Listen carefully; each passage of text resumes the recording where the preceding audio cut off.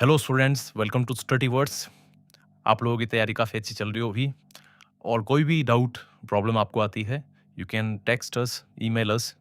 We have given our informations on the videos in the comment section. So today we are discussing the statement based question of chemical kinetics.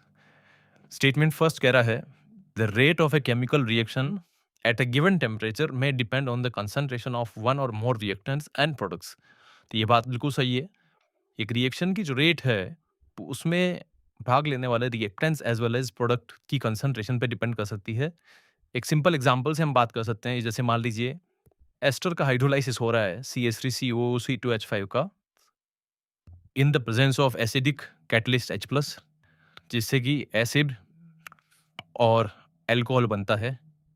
तो इस reaction का जो rate लो है वो कुछ ऐसा आता है कि R=K कंसंट्रेशन ऑफ एस्टर और H2O भी आता है, लेकिन H2O कंसंट्रेशन कांस्टेंट होने की वजह से इस सेकंड ऑर्डर की जगह स्यूडो फर्स्ट ऑर्डर का रेट लो बन जाएगा. मेरा पॉइंट आपको ये समझाना है कि रिएक्शन की रेट जो है वो रिएक्टेंट्स की कंसंट्रेशन पे और कभी-कभी प्रोडक्ट की कंसंट्रेशन पे डिपेंड कर सकती है.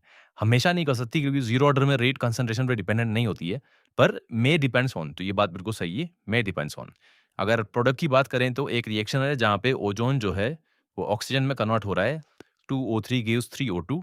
तो ये एक कॉम्प्लेक्स रिएक्शन है जिसका रेट लो जब स्लोवेस्ट स्टेप से डिटरमाइन किया जाता है तो कुछ ऐसा आता है R=K O3 to the power 2 and O2 to the power -1, यानी प्रोडक्ट भी आ चुका है.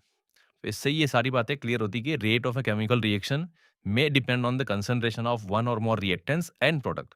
तो this is a completely true statement. Statement second क्या कह रहा है? Rate of a chemical reaction does not depend on temperature. ये बात गलत है. एक केमिकल रिएक्शन की रेट टेम्परेचर के इंक्रीज होने से बढ़ती है.